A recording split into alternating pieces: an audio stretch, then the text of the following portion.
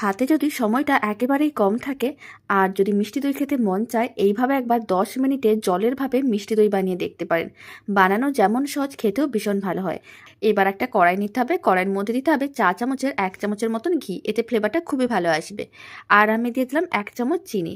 এবার ঘি ও চিনিটা খুব ভালো করে একসঙ্গে মিশিয়ে নিতে হবে। এবার চিনিটা ক্যারামেল করে নিতে হবে। যখনই চিনিগুলো মেল্ট হয়ে ঠিক এরকমই লাল কালারের ক্যারামেলটা রেডি হয়ে যাবে, তখন ফ্লেমটা লোতে রাখতে হবে আর কড়াইয়ের মধ্যে দিয়ে দিতে হবে 1/2 লিটার দুধ।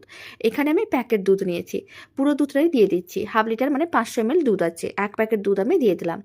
এখন খুব ভালো করে ক্যারামেলটা দুধের সঙ্গে মিশিয়ে নিতে হবে, যাতে ক্যারামেলটা দুধের মধ্যে মেল্ট হয়ে যায় বা দলা না পাকিয়ে থাকে, তার জন্য ভালো করে এইভাবে মিশিয়ে নিতে হবে। ক্যারামেলটা ভালো করে মিশিয়ে নেওয়ার পরে দুধটাকে একবার ভালো করে ফুটিয়ে নিতে হবে। যখন দুধটা খুব ভালো করে ফোটানো হয়ে যাবে, এর মধ্যে দিতে হবে গুঁড়ো দুধ।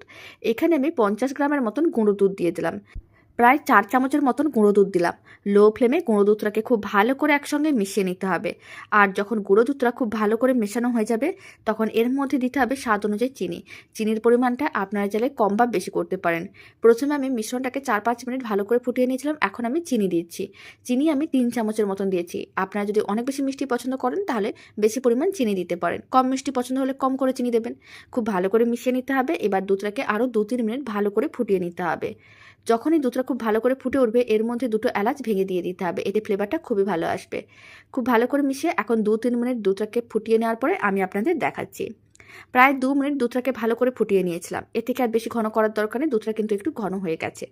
এখন ফ্লেমটা অফ করে দিতে হবে আর দুধটাকে ঠান্ডা করে নিতে হবে। ঠান্ডা হওয়ার পরে দুধটা আরও একটু ঘনও হয়ে যাবে, কালারটাও চেঞ্জ হয়ে যাবে।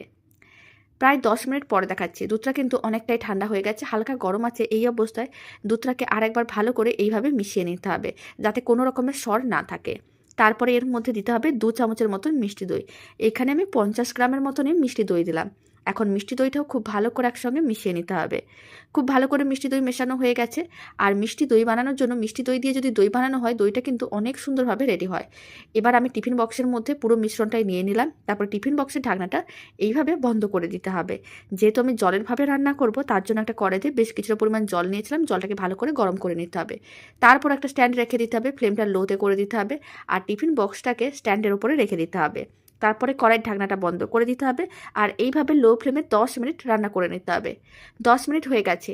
এবার কিন্তু আমি ফ্লেমটা অফ করে আরও 5 মিনিট রেখে দিয়েছিলাম। তারপরে বক্সটিকে বের করে আমি 1 ঘন্টার মতন ফ্রিজে রেখে দিয়েছিলাম, এতে দইটা ঠান্ডা হয়ে যায়। এখন আমি মিষ্টি দইটা কেটে রেখে দিচ্ছি। আপনারা দেখুন কত সুন্দরভাবে জমাট বেঁধেছে। আর যদি হাতে সময়টা আরও কম থাকে, তাহলে আপনারা 30 মিনিটের মতন ডিপ ফ্রিজে রেখে দিতে পারেন।